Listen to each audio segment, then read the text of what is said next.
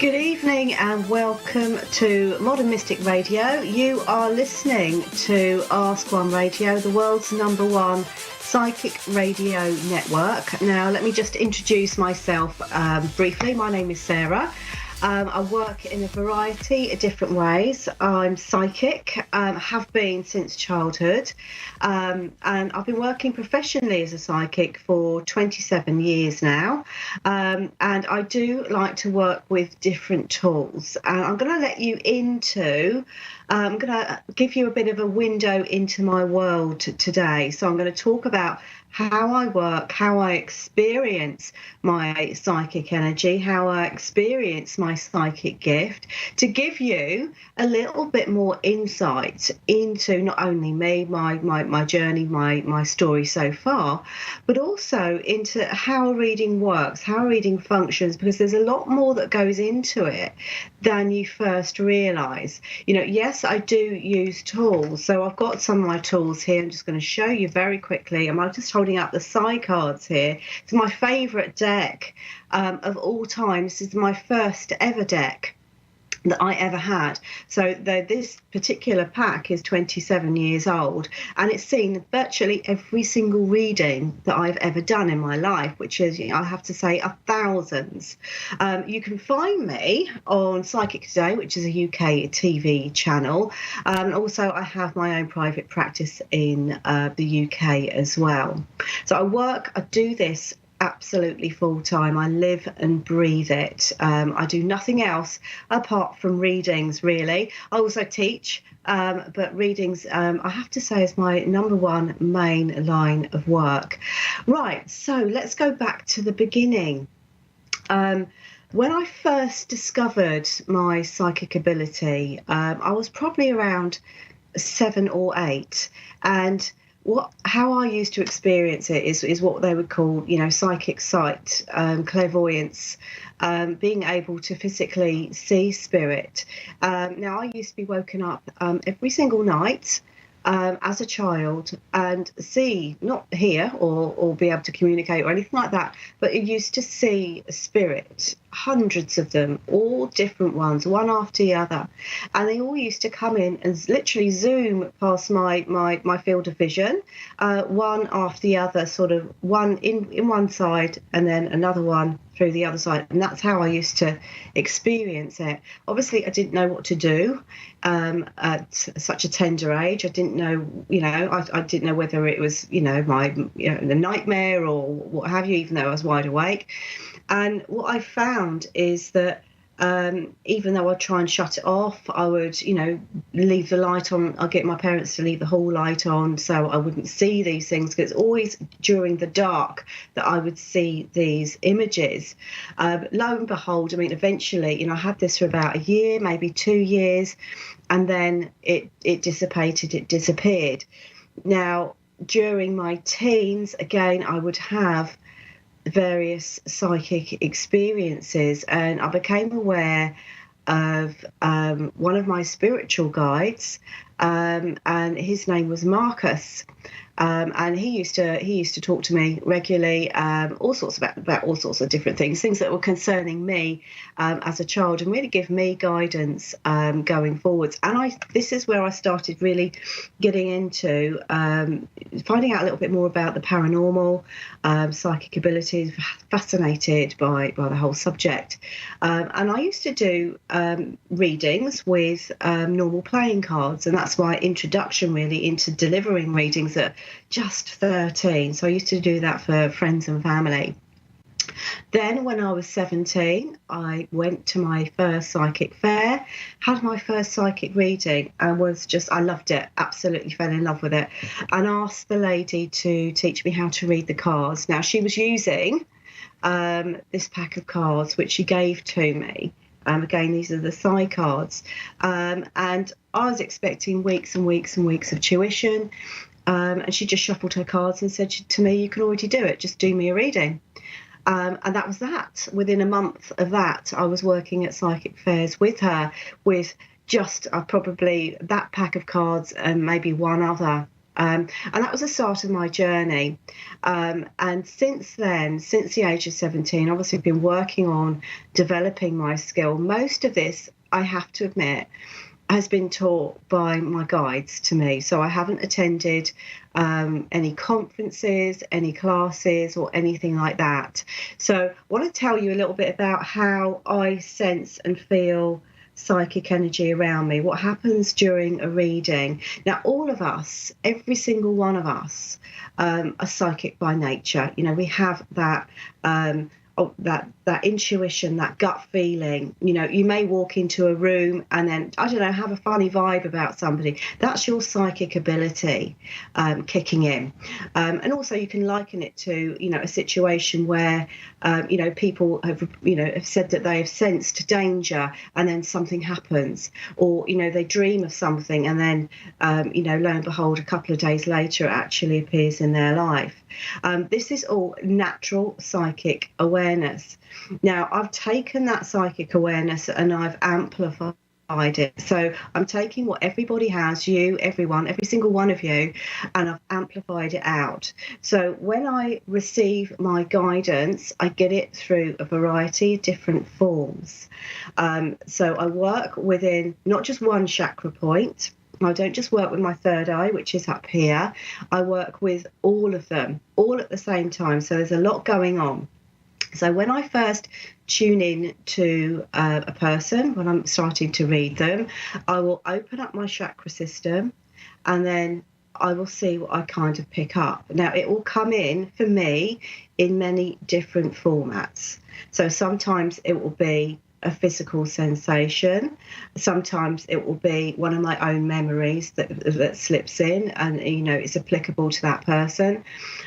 Sometimes it will be like I will see an image in my mind's eye and I go ahead and describe that.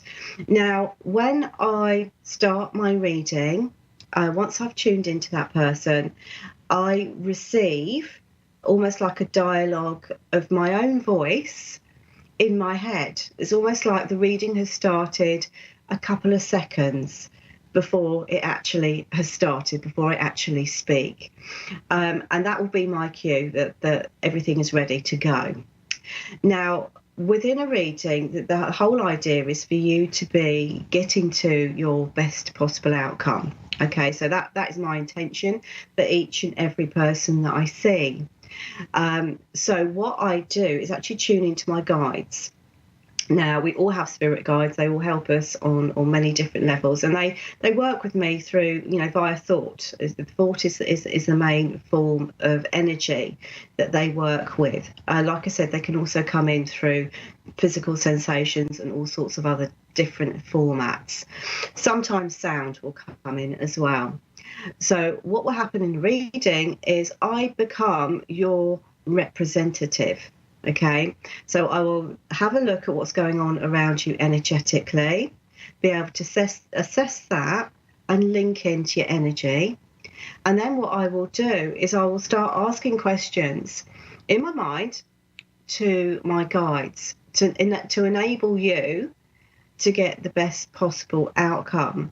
So this is where it's absolutely 100% key to be able to ask the right question. So if you're sat at home and wondering, how do I develop? How do I, you know, develop to just sort of giving somebody, you know, the meanings of the cards? How do I, you know, bring that into a stronger format? And it's the questions that you ask your guides. So within a reading, I actually see this as being more a consultation. So I'll be communicating with my guides, who'll be communicating with your guides, and I'll be working on your behalf, asking the right questions, asking the questions that you want answered. That's the important element here, and that is what makes a really, really effective reading. Now, another form of psychic awareness is mediumship, and this is where I will get a loved one or somebody that's passed over come forward. Now that comes forward in a very, very different way. You know, I've built up my level of communication with my guides over a number of years, so they know me. I know them inside out, so communication is actually relatively easy. But when we're talking to somebody that we don't know, a member of your family that's passed over, we kind of got to start from the beginning all over again. So the method of communication varies. You know, it may very well be a strong image that they can transmit to me, or a feeling, or, you know, sometimes, you know, an emotion here as well, and that's how the mediumship actually kicks in. It works in a slightly different way. So psychics and mediums work very differently.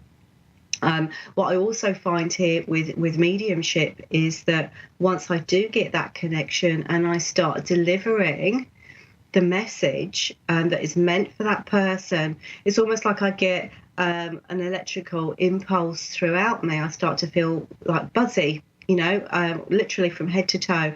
And that's when I know that I've got the link right. Okay, so today I'm going to be looking at 2 readings. I'll be taking 2 callers today, and I'm just going to wait for the first one to come through. Okay, and I think, what's the name of the person? Okay, so we have got Alicia from Ohio. Hi, Alicia. Hi. Hi. Hello, how are you? I'm good.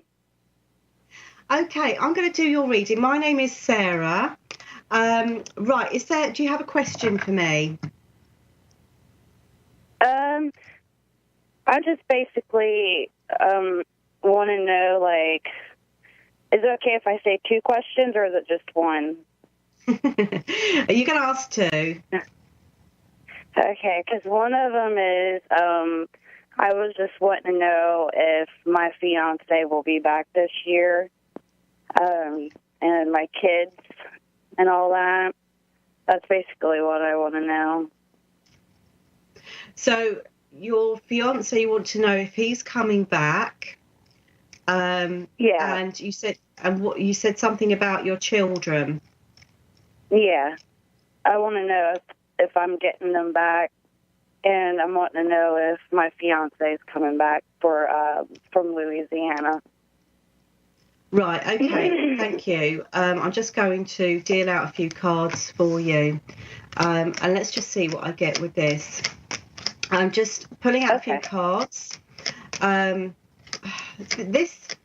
feel here over the last couple of years, it just feels like everything has been really stuck with you. Yeah. And it's like you cannot get anything, not even communication. You can't even get communication through correctly. It all seems to be sort of misinterpreted and all going, I want to say, completely wrong, you know. And I feel very much, I feel like you've been really struggling with this, you know, on a very, very deep emotional level. But it's kind of forced you to reflect, to go within, and to really look at things from a completely different perspective. And I feel like you've done that, but it's being able to convince other people that you know, this is what's happened, and you are, you know, I want to say you are, in fact, you know, enlightened, different. Does that make sense? Yeah. Yeah. And also, I'm just sort of picking up here that you've gone through you've had a lot of challenges that I feel, you know, not everybody has to kind of go through. So life has been really, really tough for you. Okay. Now, just sort of tuning into the energy of your partner. Let's just see what I get. I'm going to pull a few more cards because I feel like they will be back, you see. And I feel very much, you know, yes, they need a little bit convincing. And I feel like I've got a conversation coming up with them. You know, I feel like what I'm being shown here is a bridge being built here between the two of you, where I feel like you're going to be able to reach a compromise and discuss things in a far more easier fashion, and their ears are open this time. That's what I like about this. I feel that I feel like it will be this year. I want to look between April and June, July time. I feel like that is a real hot spot here for you, where you're going to find that everything that has been pending or difficult or challenging is starting to speed up here for you, and is also, starting to drop back into place. Like I said, it feels as though you have been placed in one form or another, in a very solitary position, which obviously, has not been very comfortable for you, wouldn't be comfortable for anyone, but you have had a real sense of, I feel like an awakening kind of going on here, realization of just how great you can be. Does that make sense? Yeah. Yeah. And I feel that, I want to say this, I feel like it's the partner that kind of comes back first. Your fiance comes back first, but I'm also seeing a real positive element around the children as well. So I feel like that's going to be falling into place too. I feel like I'm getting more the summer months with this. July, August, September is where I feel like I've got that falling back into place. I feel like you will be successful in getting everything back. I don't feel like it's lost for good. Does that make sense? Yeah. Yeah. I do actually feel your relationship is a soul-based one, and I feel like you have a very, very, very deep connection to each other. So I want to say, on a soul level, you have a very deep connection. That has plus points, it has minus points. The minus points here is, I feel like you've gone through a soulmate crisis with your relationship, where you've now had to experience that separation, but I feel like it will be coming back sooner rather than later. That's what I'm being told here, sooner rather than later. So this position that you feel like you're in, that you feel like you're stuck in, is no longer going to be stuck for you. Does that make sense? Yeah, I just feel lost, and the kids were taken from me over something dumb, and I just feel like I've had a nervous breakdown. Yeah. It sucks. The thing is, I feel that whatever needed to happen from this experience, like I said, that awakening moment, I feel has actually occurred here. And you're in transition at the moment. So even though you're feeling stuck and you're feeling lost, it's a temporary experience. It's a temporary feeling. It's not a permanent feeling. You're not going to feel like this for the next, year or however many months. This is beginning to dissipate, within the coming sort of weeks and months here in this year. So I feel everything will start to actually fall back into place here for you. But like I said, it feels like you needed that time alone to really work out what it is that you want and what went wrong as well. Does that make sense? It's like you needed to get your head around everything. Everything was a bit of a blur, if that makes sense. Yeah. It does. Okay. Right. So thank you very much for coming through to me. Thank you. All right. Thank you so much, and you have a lovely evening. Okay, so I think we have another caller that's coming through. And I think this is Abby from in Philadelphia. Hello, Abby. Oh, Patty. It's Patty. Oh, hi, Patty. Hi, how are you? Good, how are you? I'm very well, thank you. You're through to Sarah on Modern Mystic. Do you have a question for me? Yes, I do. I guess the best way to explain it is to start from the beginning. On Christmas Eve, my 2-year-old granddaughter, my dad passed away in 2007, so obviously, he never met her. She was standing there and she was saying, "Hi, Grandpa," and waving to him and laughing. That was fine. 2 days later, up until now, all of a sudden she's seeing something and it's scaring her. She keeps backing up saying, "No, no, bad, no, no." And we cannot figure out for the life of us what it is that's scaring this poor child. Okay. Does this happen at any point? Is it a specific time of the day that this happens? Day or night. There's no set time. It could happen during the day. It can happen at night. There's no set time. Okay. So it's not around sleep. No, but I mean, it has been. I want to say maybe more at night, but not all the time at night. Like some of it is during the day. Okay. Right, because kind of what I feel here when I was listening to you describe the situation is that I feel that your granddaughter is exceptionally psychic, and how can I put it? Being like that, she's not in control of what actually she's, how can I put it? Which level that she's kind of working at. So I feel very much that she is being looked after. Your father. It was your father, wasn't it, that passed away? Yes. Mm-hmm. Yeah. Yes.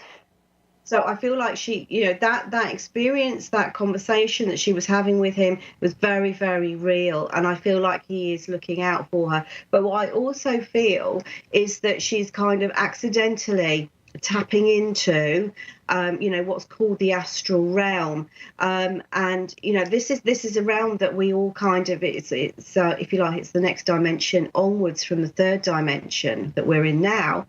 And this is, we all enter it into our dream world. It's not like she's accessing something that she shouldn't be. But I feel like she's doing that in a very clairvoyant fashion, if that makes sense. Even to the point where she can access, if you like, the dream world a little bit in her waking state. Okay. So this is kind of what I feel she is currently going through. I also feel I want to say that I feel like she's safe. I don't feel like she's going to come to any harm, but obviously this is distressing to her, isn't it? Right. And I feel that, number one, I feel like this is going to be a passing phase. So I feel like she's going to be able to to navigate her way around it. No harm is going to come to her. I want to make that absolutely 100% clear. Good. That's what I wanted to know. Yeah. And I feel here that it's almost like what I want to say. One thing that she can do for herself is if you tell her to imagine herself floating upwards, okay, when this happens. Because what that will do is raise her vibration. So she comes out of the astral realm and goes on to a higher one where we've got much better energy and better people or spirits, as it were. There, I think she is genuinely seeing spirit. I believe that. I really do. I believe she does. I know I see things, so I think she may have gotten it from me. It gets stronger. It gets stronger as it goes through the generations.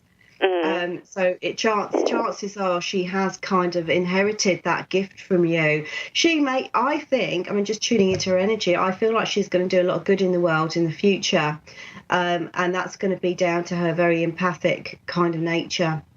Okay. I do feel that you don't need to worry about her. I feel like she's well looked after. I feel like your father is looking out for her as well. But I also feel here that she can handle these spirits, by saying no, bad, go. I feel like they are going, or they will go. Right. But they seem to be attracted to her very high energy, her light energy, and that's what I feel here. It's like moths to a flame. Do you know what I mean? and I feel like she will be safe. But like I said, remember to tell her to raise her, feel like she's floating upwards, like she's going through the clouds, floating upwards. And I feel like that will help her to eliminate and get rid of these things if she doesn't like them. Okay. All right. Good. Okay. Good, because it's been scaring us, like we didn't know what was going on, and she would, just start. She actually backed up one time. Thank God my grandson caught her because she almost went down a flight of stairs backwards, backing away from whatever it was. Yeah, I think she will be protected on every level. Now, I believe my show is nearly coming to a close, so I'm going to thank you very much for sending in or bringing in that lovely question, a very, very deep question as well. All right, I really appreciate it. Thank you. Thank you. Take care. And that is me done. That's how quick it is. I can't believe this show has gone so quickly already. So if you want to get hold of me, my website is modern-mystic.co.uk. You can also find me on Psychic TV, Psychic Today in the UK, and also on Facebook and Twitter, Modern Mystic, or even Mystic Sarah, known as Mystic Sarah as well. So I'm going to wish you a very, very pleasant evening, and wish you a fabulous week ahead, and I'll catch you the same time next week. Bye for now.